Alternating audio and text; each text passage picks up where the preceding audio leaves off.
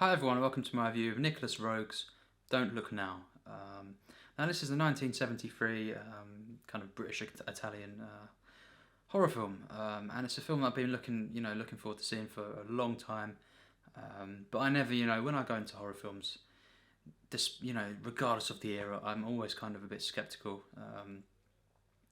But this one I was really looking forward to, because of course, horror is my least favourite genre. Although I think there isn't many masterpieces in the genre, less so than every other kind of genre. But yes, I watched Mama before this, which I did not like at all, and I must say this is a lot better. This is a film I did like quite a lot.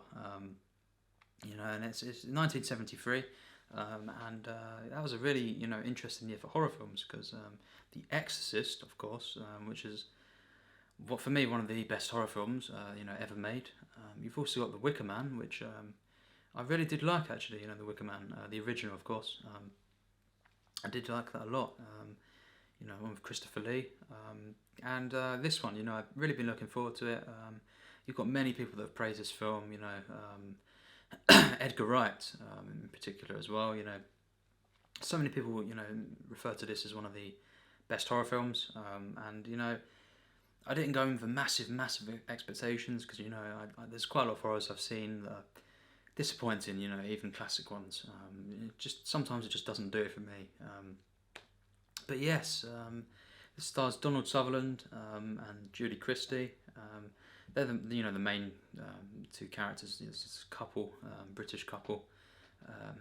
Basically, very early on with quite a good opening scene actually.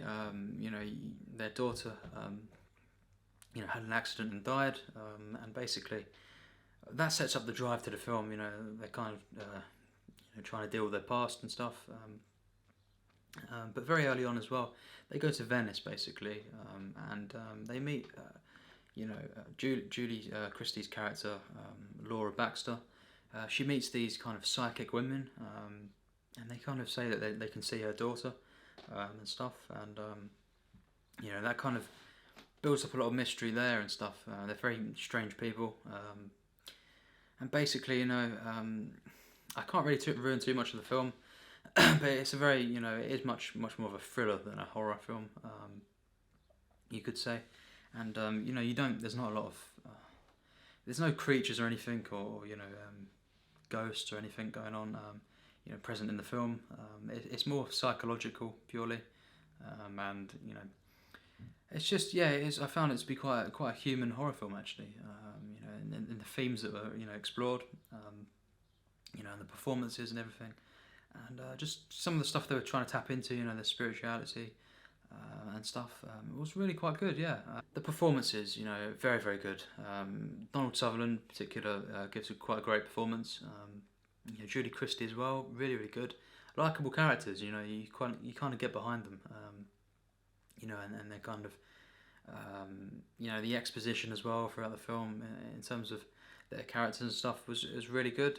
Well written film actually, and it's directed really well. I think for the most part by Nicolas Roeg. I've not seen any of these other films. Performance, The Man Who Fell to Earth, things like that. I've not seen actually any of his other films. But I did feel that the film was directed really well for the most part. The editing as well, it's a very it's revered for its editing style,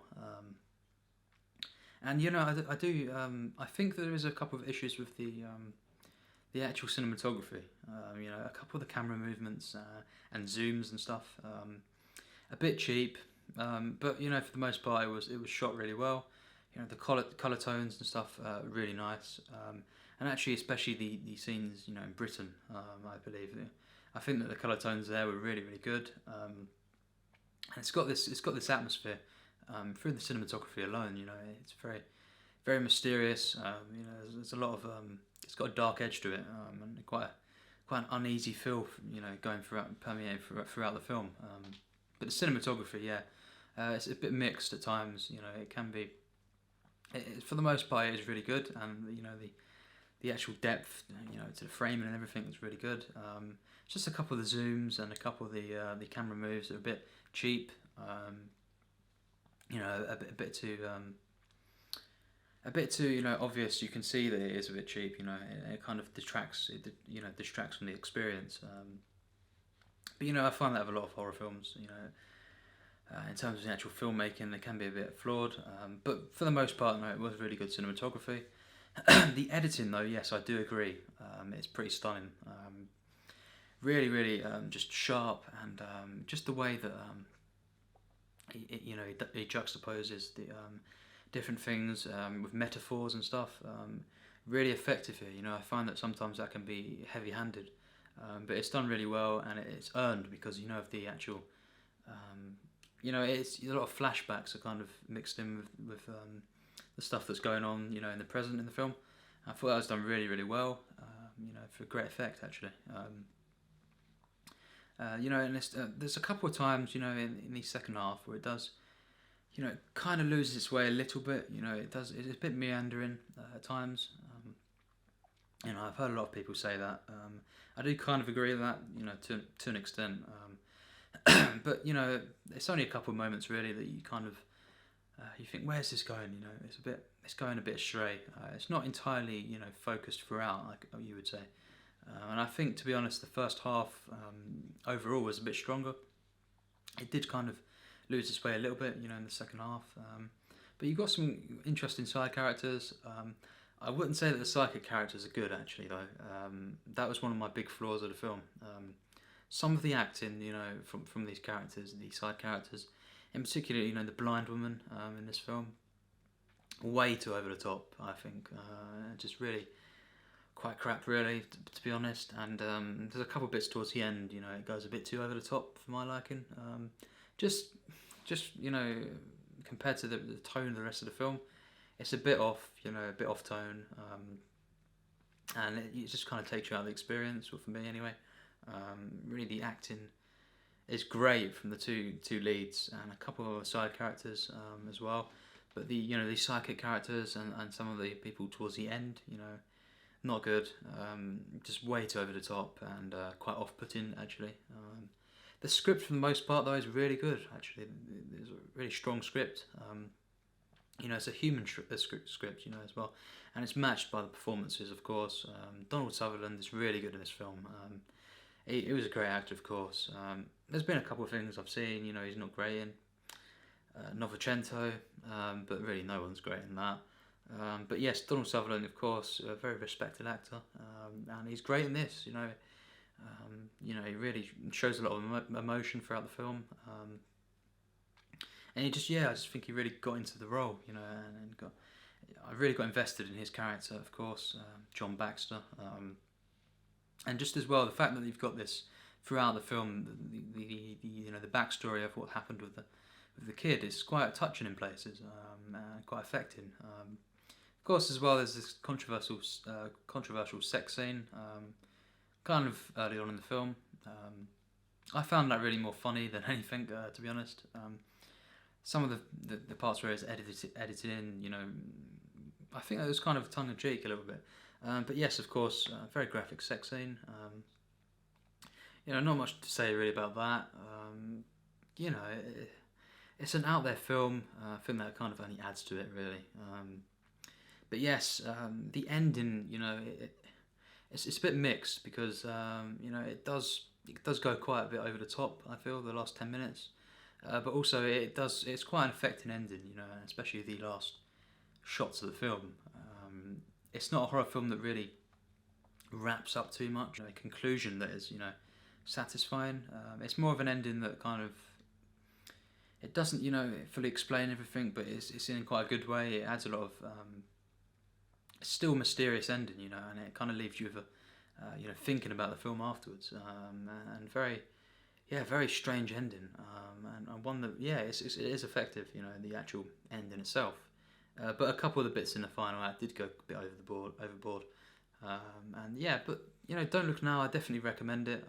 A very different one, very unique, and it does something that a lot of horrors don't do, and it's very psychological, and a human film, definitely. I was very pleasantly surprised actually by the depth really of the main characters and stuff. and some of the themes, the humans themes that explored throughout the film. And there's not really any. There's no jump scares, of course. There's no. There's not really much cheap things in terms of the horror elements. It's just really let down by a lot of the acting from the side characters, and at times it does go off off the rails a little bit, in the second act of the film, and the ending as well, a bit over the top for my liking. Some of it, the final act, and it doesn't quite reach for me, a masterful level, but it's really a film I enjoyed quite a lot. Definitely recommend it, and a very mysterious film, a lot of atmosphere. For the most part, great visuals, definitely, and just a film that, for the most part as well, stays focused, on this kind of, it is really a thriller. It's not too much of horror till the end, you could say, and as well the way he shoots the film in Venice. Very, very good. Really makes great use of the locations, definitely, and it just kind of adds to the creepy, feel of the film. And I definitely recommend this film. I think it's very good, actually. I'd give it an 82%, and that's high, especially for a horror film. I can't. As I say, I love a lot of horror films, but generally I always find there's some sort of flaws in them that let them down. Even the classic ones like this, The Wicker Man, I didn't think was a great film as well. I did really like it again though, and basically I really did like this film, but I don't think it's great. Certainly for me, not a masterpiece. But for the horror genre, I think this is really, really good. I think The Exorcist is a lot better, that came out that year. But really a very good horror. And a very different one. Definitely did not annoy me, in the sense that I found any cheap horror, cliches. Really, the cheapness came from some of the camera work, and quite a lot of the acting from some of the side characters and stuff. It's a very, very good film. Just has quite a few flaws, and it's not a film I loved. But I really did like it, and quite surprised.